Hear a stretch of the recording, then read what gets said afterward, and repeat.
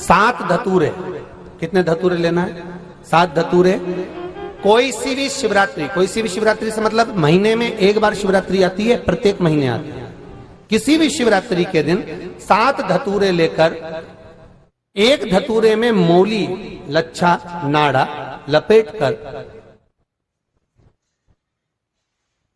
चंद्रमौली भगवान का स्मरण कर उस मौली को लपेटकर 6 धतूरे में हल्दी लगाकर शंकर भगवान की जो जलाधारी है, जलाधारी में आपको पहले भी वर्णन किया है,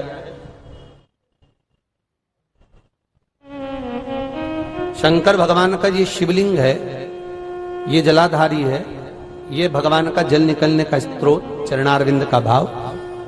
शिवलिंग जहां रखा हुआ है ये पार्वती जी का हस्त कमल है, जो ये गोल भाग है ये पार्वती का हस्त कमल है, जहां शिवलिंग रखा है। जहां से जल नीचे गिरता है उसके सीधे भाग में श्री गणेश जी महाराज का स्थान है, उसके उल्टे भाग में श्री कार्तिकेय जी का स्थान है।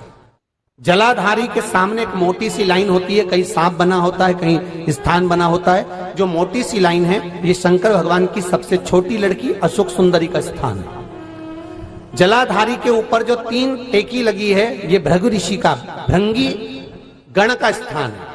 इसके ऊपर जो कलश है, कलश में जो पानी भरा जाता है वो पानी जो बूंद बूंद नीचे गिरता है ये शंकर भगवान की 5 लड़कियों का स्थान है। जया, विषहरा, सामरीबारी, धोतली और देव, ये 5 लड़कियों का स्थान है। शंकर भगवान का संपूर्ण परिवार शिवलिंग के सामने से, जहां से जल चालू होता है गिरने के लिए नीचे की ओर जब जल जाता है, उस स्थान पर भगवान शंकर के सारे गणों का स्थान है। फिर जब जल बहकर सामने की ओर जाता है, जितनी दूर तक जल जाता है उतनी दूर तक भगवान शंकर के उस जल भाग को ग्रहण करने के लिए 33 कोटि देवताओं का स्थान है। इसलिए उस जल को हम लांघते नहीं है, क्योंकि वहां 33 कोटि देवता विराजमान रहते हैं महाराज।